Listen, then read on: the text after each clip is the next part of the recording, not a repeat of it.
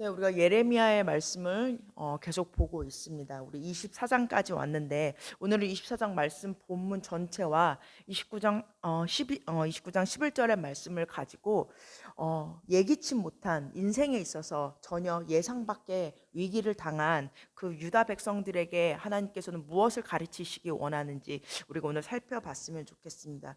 오늘 남유다는 진짜 하나님께서 예레미야를 통해서 예언하셨듯이 오늘 다시 한번 상기시켜 주세요. 그리고 오늘 이 24장에는 세 부류의 남유다 사람들이 나와요. 첫 번째는 하나님께서 말씀하셨듯이 남유다는 망할 거고 바벨론에 의해서 너희는 망하게 될 텐데 너희는 순순히 바벨론으로 가라라고 명령한 그 사람들. 그리고 또 한 부류의 사람들이 있어요. 끝까지 그냥 남아 있는 거예요. 예레미야 땅에서 남아서 끝까지 그 땅을 지키려고 하는 사람들, 그 사람들이 지금 8절에 나와 있죠. 유다에서 남은 자들. 그리고 또 한 부류의 사람들이 유다에는 있게 돼요. 어떤 사람들이냐면 애굽 땅으로 도망간 사람들이라는 거예요. 그런데 오늘 사실은 바벨론, 우리가 봤을 때는 이 바벨론으로 간 사람들이 제일 불쌍한 것 같지만 하나님 오늘 그 사람들에게 전혀 다른 시각으로 보게 하신다라는 거예요. 사실 그럴 수밖에 없었던 게 그 당시에 어떤 사람들이 바벨론으로 쫓겨가게 됐냐면 백도 없고 그 바벨론으로 포로로 끌려갔을 때 어떤 아무 힘도 저항할 힘도 없어서 제일 능력 없고 소외된 사람들, 그런 사람들이 바벨론으로 넘어갔다고요. 그나마 그 와중에 오늘 8절에서도 말하지만 거기에 남아있는 고관들, 시드기야, 당시의 유다의 마지막 남유다의 왕이었던 시드기야나 같이 그 높은 관직에 있었던 사람들은 끝까지 그 나라를 지킨답시고 그 나라에서 여전히 자기들의 그 권력과 자리를 지킨 채 남아 있었던 거예요.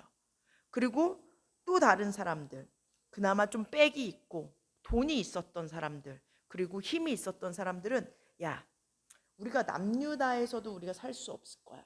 바벨론으로 가면 우리가 비참하게 포로로 살겠지. 야, 우리 당시에 그래도 괜찮아 보이는 애굽으로 가서 우리가 이 위기를 모면해 보자는 사람들의 부류가 있었다라는 거예요.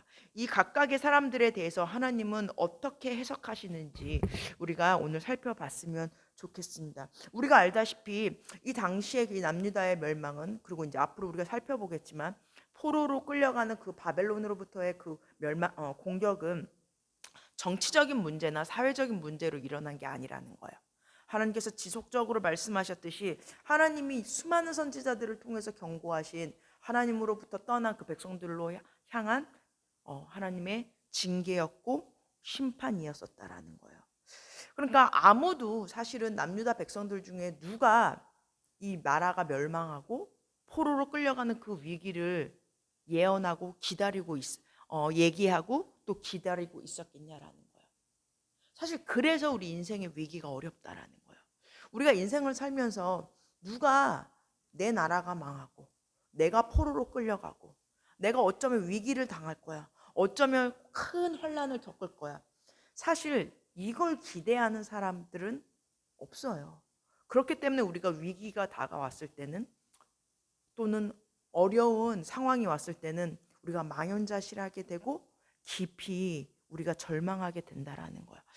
그리고 하나님은 단 한 사람도 빠짐없이 뭐 오늘 유다 백성들뿐만 아니라 모든 사람에게 인생에 뜻하지 않은 위기, 물론 저마다의 정도도 있겠고 저마다의 그 기간도 있겠지만 그 위기를 우리에게 허락하신다라는 거예요. 그래서 오늘은 왜 하나님께서 우리 인생에 뜻하지 않은, 예기치 않은, 감히 상상하지도 못한 그 어려움을 왜 우리에게 허락하는지, 왜 그 허락을 한 시간을 통해서 우리는 어떻게 그 시간을 지나가야 되는지 우리가 오늘 하나하나 살펴보면서 우리가 깨닫는 시간 됐으면 좋겠습니다. 오늘 이 남유다 백성들에게 하나님이 첫 번째로 이 위기, 나라의 멸망, 그리고 포로라는 그 어떻게 보면 민족 전체의 그 수치를 당하게 한 그 첫 번째 이유는 우리 인생을 보고 우리 인생의 그 역사를 보는 그 시선이 사람의 눈과 하나님의 시선과는 분명 다르다라는 것을 오늘 유다 백성에게 깨닫게 하기 위함이었다라는 거예요. 우리 다시 한번 말씀을 읽었지만 24장 1절 2절의 말씀을 같이 한번 다시 읽겠습니다. 1절부터입니다. 시작.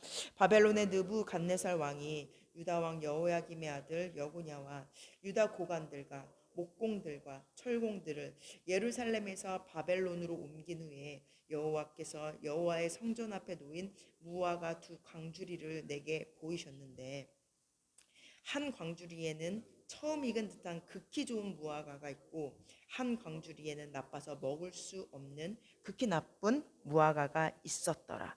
네, 하나님께서는 오늘 예레미야에게 보여주시는데 무화과는 무화과예요.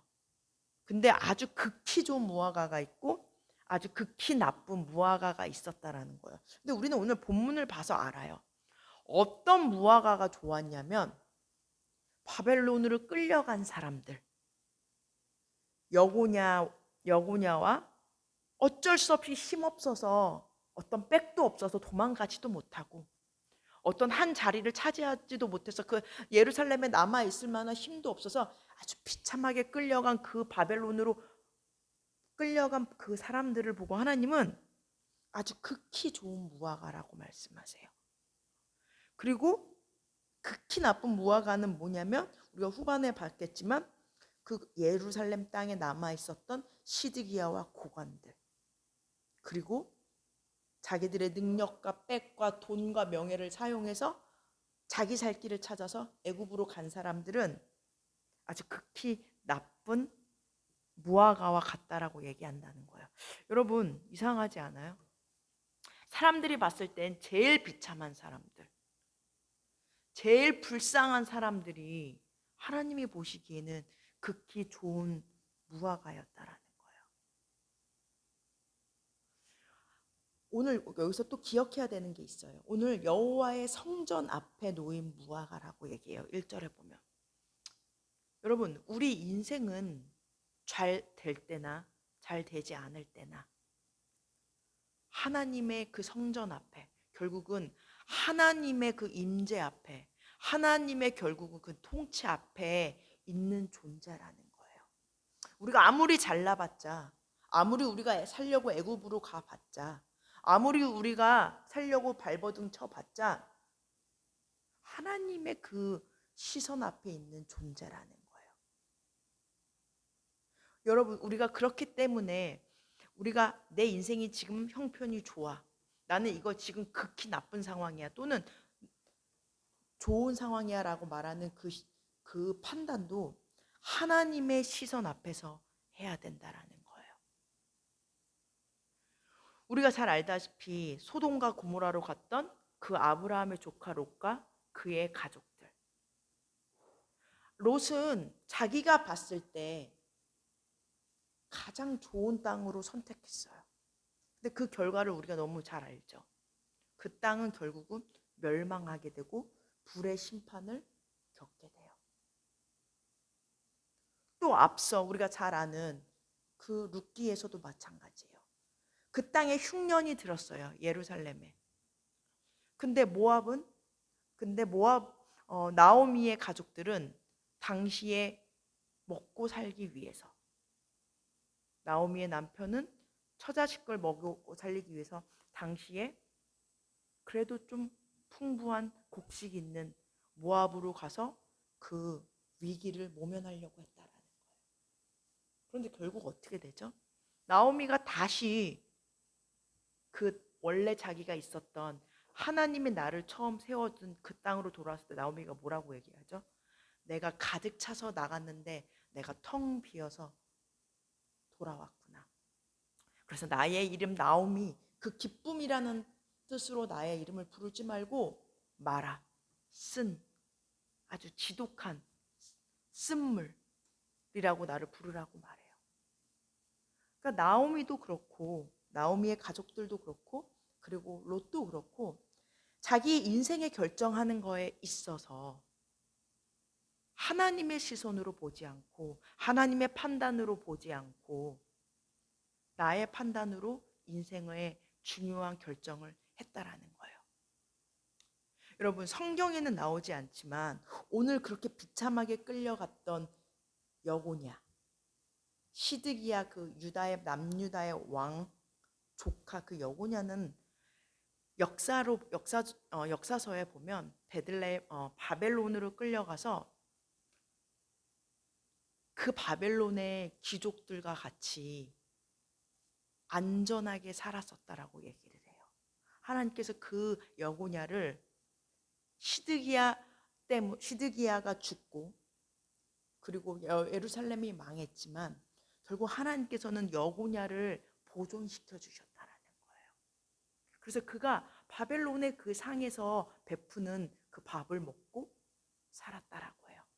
그리고 우리가 잘 알다시피 때가 찬 그 70년이 흐르고 나서 하나님은 그 비참하게 끌려갔던 그 유다의 후손들이 다시 그곳에서 하나님을 찾고, 그리고 우리가 알다시피 그 성경의 대부분은 그때 다 기록이 되었다라는 거예요. 그래서 여러분, 우리 인생에 어려운 가운데 있지만 사람들은 나의 삶을 보면서 그래서 비참하다라고 말할지 모르겠지만 지금의 상황을 보면서 야, 더는 소망이 없다라고 말하겠지만 하나님은 내 인생을 보면서 뭐라고 하시는지 우리가 물어봐야 된다라는 거예요. 어쩌면 하나님은 너가 세상 사람들보다 더 복된 삶을 살고 있다. 그 세상 사람들도 그렇고 너도 그렇고 여전히 내 성전 앞에, 결국 내 주권 하에, 결국 내 시선 하에 있어. 이제 예레미야가 맨 끝으로 가면 결국 어떻게 되죠? 유다의 심판이 끝나고 나서 하나님은 이제 온 그 이방 열국도 심판하세요. 무슨 말이죠? 하나님은 남유다의 하나님만이 아니었었다라는 거예요. 결국 모든 열국의 심판자로 하나님은 서 계시고 계셨다라는 거예요.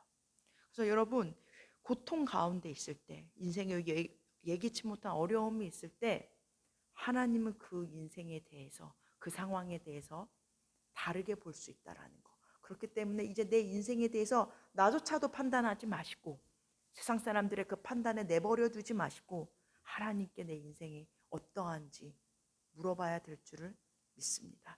두 번째입니다. 두 번째, 예기치 못한 그 역사적인 어려움과 비참한 그 심판을 경험한 남유다 백성에게 하나님이 가르치기 원하시는 건 뭐냐면 다시 회복이 있다라는 거예요. 우리 5절 6절의 말씀, 5절 6절의 말씀 같이 읽겠습니다. 시작. 이스라엘의 하나님 여호와께서 이와 같이 말씀하시니라. 내가 이곳에서 옮겨 갈대아인의 땅에 이르게 한 유다 포로를 이 좋은 무화과 같이 잘 돌볼 것이라. 내가 그들을 돌아보아 좋게 하여 다시 이 땅으로 인도하여 세우고 헐지 아니하며 심고 뽑지 아니하겠고. 네. 오늘 하나님께서는 그 비참하게 끌려간 그 유다 사람들에게 뭐라고 얘기를 하냐면 그 포로로 끌려간 사람들을 어떻게 보시냐면 앞서 말씀드렸듯이 좋은 무화과래요.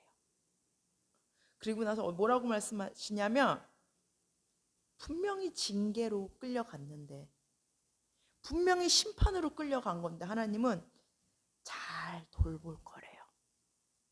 오늘 6절에 보면 이렇게 말씀하세요. 세우고 심는데요. 여러분, 여기서 잘 돌본다라는 표현이 어디에서 사용된 표현이냐면 신명기에 우리가 잘 아는 그 말씀 구절에 사용된 그 표현이에요. 여호와의 눈이 그 하나님의 백성에게 떠나지 않고 그의 시선이 그 땅 위에 그 백성들에게 머문다.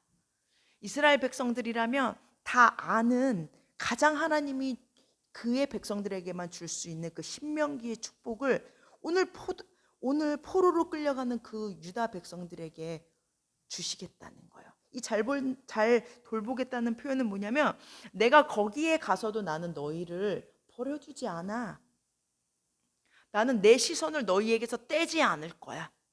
단 한순간도 너희들을 놓치지 않을 거야. 다시 회복시키시겠다라는 거예요.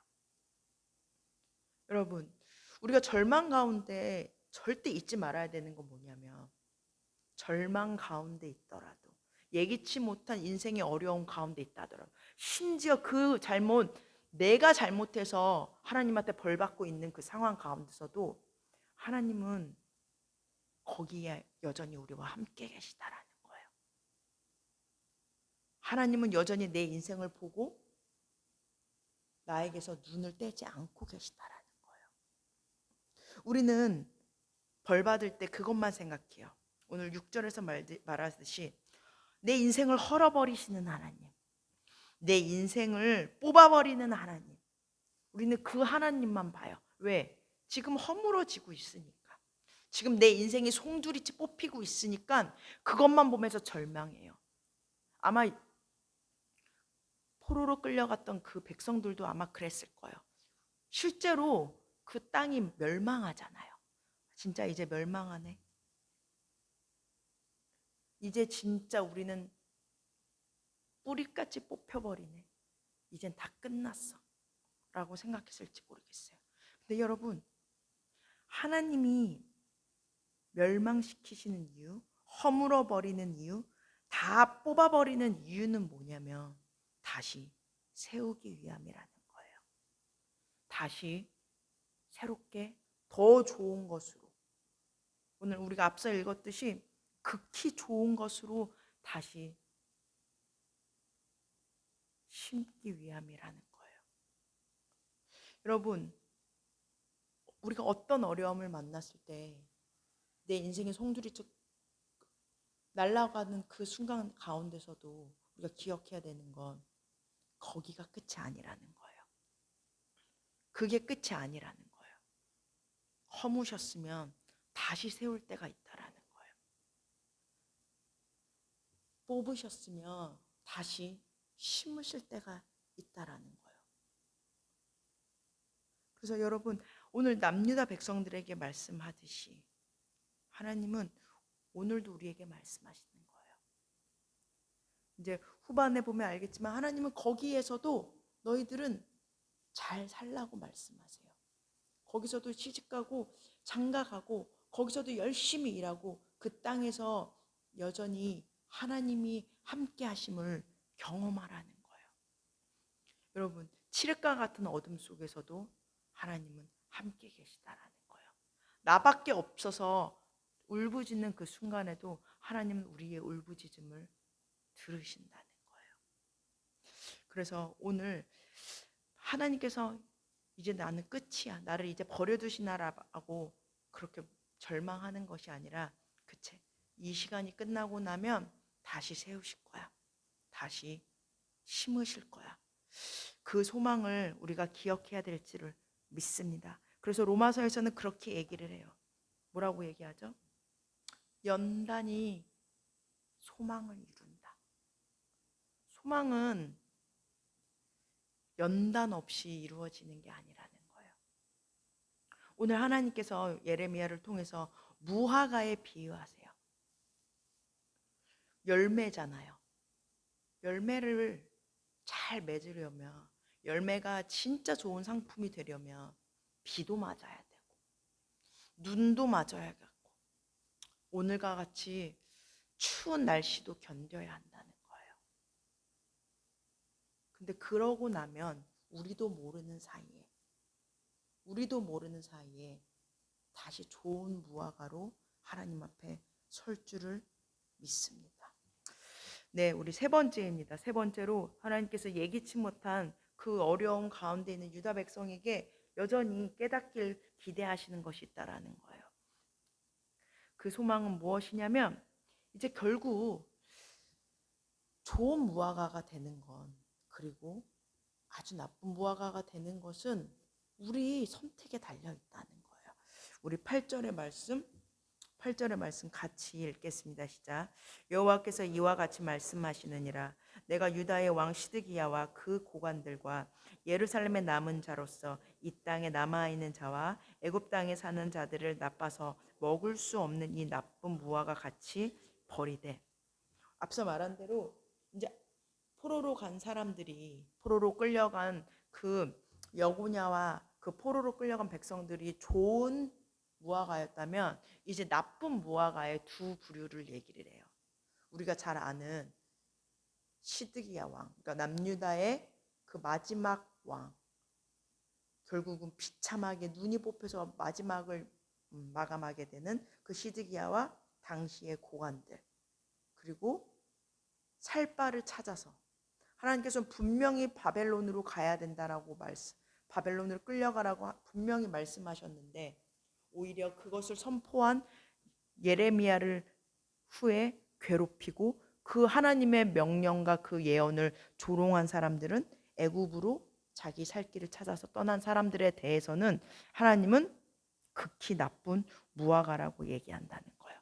여러분, 왜 극히 나쁠까요?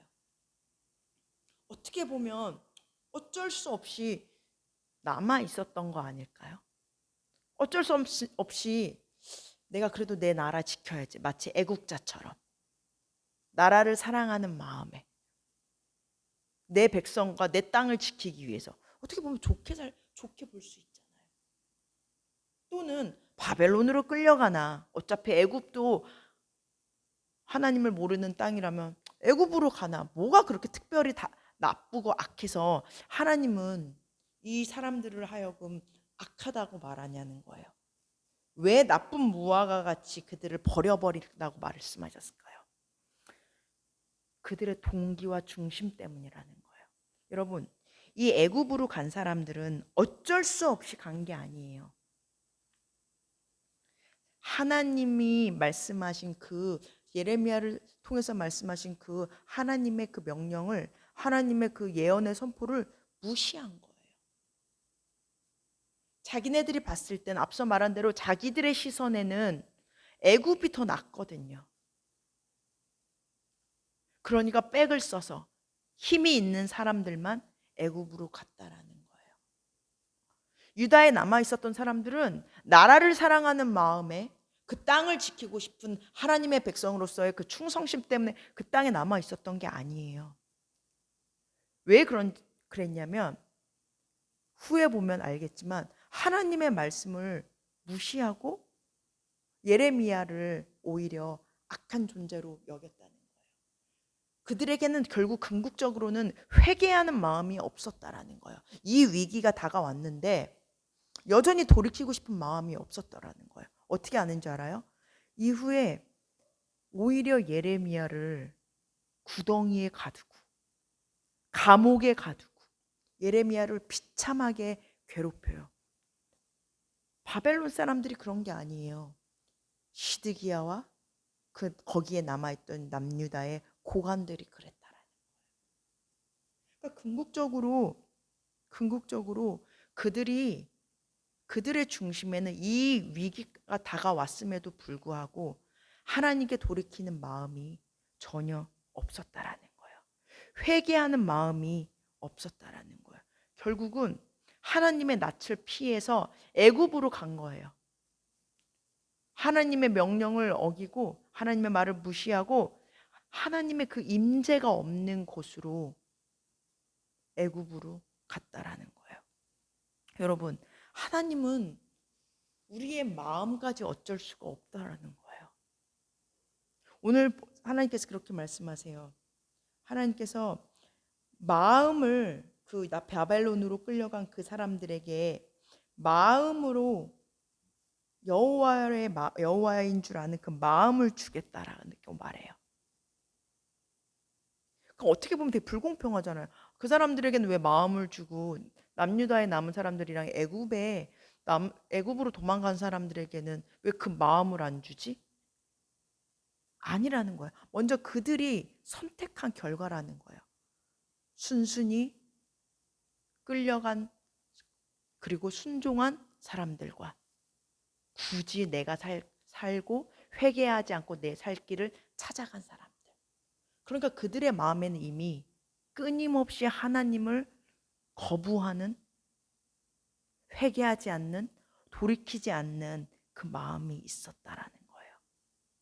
그래서 적극적으로 내가 살 길로 살 의지를 가지고 애굽으로 떠난 것처럼 결국 하나님은 오늘도 우리가 적극적으로 하나님을 찾고 순종하느냐, 아니면 뜨뜻미지근한 마음으로 그냥 그 위기 가운데 남유다 땅에 남아 있었던 그 사람들처럼 그냥 내가 살고 있는 그곳에 그냥 안주하고 하나님의 말씀을 들으려고도 하지 않고 적극적으로 하나님을 따르려고 하지도 않고 그냥 내가 있었던 곳에 그냥 이때가 지나가기만을 바라는 그 영적으로 게으른 마음을 하나님은 징계하고 계시다라는 거예요.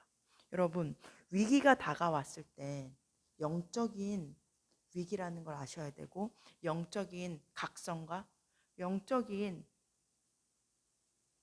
선택이 필요하다라는 거예요. 그냥 그 시간을 납작 엎드려서 지나가는 것이 아니라 그 위기 가운데서 하나님은 적극적으로 우리가 몸을 돌이켜서 하나님께 돌아오길 원하신다라는 거예요. 결국 그 회개의 마음이 있는 자에게만 하나님께서는 보호하심이 있고 여전히 그들 가운데 소망을 허락하신다라는 거예요. 여러분, 그냥 위기가 왔을 때 이제 그 시간을 죽은 시간 마냥 돌이키지 마시고 기다리지 마시고 그 위기를 하나님께 돌이켜야 되는 그 결정적인 우리 인생의 중요한 시간으로 우리가 사용해야 될 줄을 믿습니다. 마지막입니다. 그 예기치 못한 그 역사적으로 위기를 맞은 백성들에게 하나님이 깨닫길 원하시는 건 무엇이었냐면 이제 더 좋은 것으로 하나님께서 준비하고 계시다라는 거예요. 우리 끝으로 29장 11절의 말씀 29장 11절의 말씀 같이 읽겠습니다. 시작. 여호와의 말씀이니라 너희를 향한 나의 생각을 내가 아나니 평안이요 재앙이 아니니라 너희에게 미래와 희망을 주는 것이니라. 오늘 이상하지 않아요? 그냥 단순히 하나님이 분명 이건 유다 백성들의 그 악함 때문에 허락한 그 멸망이고 포로 생활이란 말이에요. 근데 하나님은 그 계획을 알고 있다는 거예요. 근데 알 뿐만 아니라 그 재앙처럼 보이는 그것을 하나님께서는 희망으로 바꿔주신다는 거예요. 이 말은 무엇이냐면 하나님이 야, 너 잘못했으니까 용서해 줄게. 이 차원으로 우리를 부르시는 게 아니라는 거예요. 너 회개하고 돌아오면 용서해 줄 뿐만 아니라 더 좋은 것으로 바꿔줄게라고 말하는 거예요. 우리는 하나님의 은혜를 이 정도로 생각해요. 그렇지. 죄된 우리가 이제 용서받는 거지. 그래서 죄 없게 되는 거지. 맞아요. 1차적으로는 그래요. 그런데 우리가 거기서만 멈추면 안 된다는 거예요. 하나님의 은혜가 진짜 위대한 건 뭐냐면 죄된 우리가 지옥을 단순히 면하는 정도의 용서를 허락하시는 것이 아니라 이제 그 예수 그리스도로 하여금 오히려 우리를 하나님의 자녀로 삼아 주신다는 거예요. 그래서 우리가 양자 되었다는 거예요.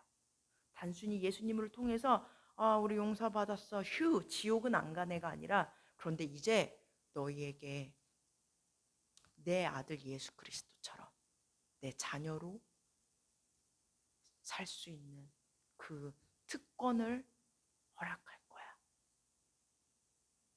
오늘 그것을 오늘 하나의 모형으로 남유다 백성들에게 보여주고 있다라는 거예요. 오늘 그 바벨론으로 끌려간 사람들은 거기서 단순히 하나님의 보호하심으로 끝나지 않아요. 결국 그 백성들로 하여금 하나님은 어떻게 하시죠? 하나님을 모르는 그 이방 땅에 있는 바벨론 백성들에게까지, 바벨론의 왕에게까지 하나님을 알게 하는 도구로 사용하신다는 거예요. 우리가 잘 알다시피 다니엘과 세 친구, 느헤미야, 그 포로의 후손들이잖아요. 하나님은 이제 끝났어. 너희들은 이제 멸망했어. 너네가 잘못한 거니까 그 징계의 시간을 견뎌야지. 오케이, 너네는 순종하고 순순히 바벨론으로 갔으니까 내가 너희들 오케이 잘 보살펴 줄게. 그 정도가 아니었다는 거예요. 이제 그 후손들로 하여금 이제 그 땅에, 하나님을 모르는 땅에도 하나님의 이름이 드러나게 하고, 더 나아가서 그 후손들로 하여금 이제 전보다 더 하나님을 갈망하게 만드는 그 부흥의 역사를 새롭게 하신다는 거예요. 마치 요셉과도 마찬가지라는 거예요. 하나님은 요셉을 그냥 보호만 해주시고, 그렇지 뭐 보디발의 집에서 보호해 주실 줄 알았는데 또 어려움을 겪네. 그래서 결국은 감옥에 갔네. 근데 감옥에서만 보호해 준 게 아니라 오히려 더 큰 어려움으로, 더 어려운 위기로 하나님께서는 요셉에게 허락하세요. 근데 성경은 그때마다 동일하게 똑같은 고백을 해요. 하나님께서 그와 함께 하셨다. 하나님께서 그와 함께 하셨다. 그가 형통하였다. 근데 우리는 그 결론을 아니까 그치 결국은 국무총리로 끝나니까. 근데 그런 차원이 아니었다라는 거예요. 하나님은 요셉을 통해서 어떻게 하죠? 우리가 잘 알다시피 당시에 그 수많은 그 위기의 가뭄 가운데서도 온 백성들이, 온 열방이 요셉으로 하여금 그 위기를 그 멸망의 시간을 오히려 전화위복시키신다는 거예요. 더 나아가서 이제 요셉으로 하여금 그의 형제들이, 그의 아버지까지 이제 고센 땅으로 와서 그 형제들로 하여금 수많은 지파로 하나님은 부흥시켜 주신다는 거예요. 여러분, 위기가 단순히 위기가 아니라는 것을 우리가 기억해야 될 줄을 믿습니다. 하나님이 그렇지 회개하면 우리를 용서해 주지. 그러니까 우리는 마지못해서 이 위기가, 이 어려움이 너무 힘드니까 그래 하나님한테 가야지. 더 혼나면 안 되니까, 더 비참한 시간을 보내면 안 되니까 하나님 앞에 마지 못해 와요. 근데 하나님은 더 좋은 것으로 우리를 기다려주시고 갚아주신다는 거예요. 우리가 얼마 전에 주일 예배를 통해서도 깨달았듯이 그 회개하고 돌아온 그 탕자에게 그래 주업 열매라도 먹는 내가 내 아버지의 한 종으로라도 내가 돌아가면 좋겠다. 사실 그 아들이, 작은 아들이 바란 건 딱 거기까지예요. 그래도 죽는 것보단 낫잖아요. 근데 그가 돌아갔을 때 아버지는 잔치를 벌어주세요. 좋은 옷을 입혀주시고 기뻐 맞이해 주세요. 그것이 위기 가운데서도, 인생의 예기치 못한 어려운 가운데서도 우리가 기뻐하며 하나님께 돌이켜야 되는 이유가 될 줄을 믿습니다. 이제 말씀 마치겠습니다. 여러분, 우리가 기억해야 돼요.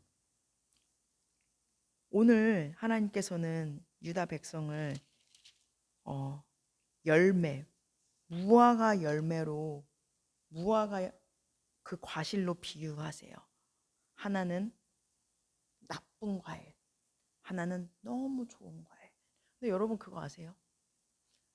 그 두 과실 모두 나쁜 거나 좋은 거나 결국 하나님을 따르는 그 백성들이나 끝까지 버티고 회개하지 않는 백성들, 그래서 하나님께 저버림 바 되는 그 백성들, 둘 다 하나님은 수고하고 사랑하고 눈물로 가꾸어 주신 농부라는 거예요. 사실 그 두 과실 모두 하나님은 엄청난 수고를 감당하면서 그 과실들을 아낌없이 애정으로 길러내셨다라는 거예요. 그런데 다시 그 자기가 수고한 열매, 수고한 과실들을 버리고 징계해야 되고 쫓아내야 되는 그 하나님의 마음이 어떻겠냐는 거예요. 사실 제일 아픈 건 버려지는 과실이 아니라 어차피 그 과실은 자기가 잘못한 거에 대한 자기들이 악한 것에 대한 결과잖아요. 그건 당연해요.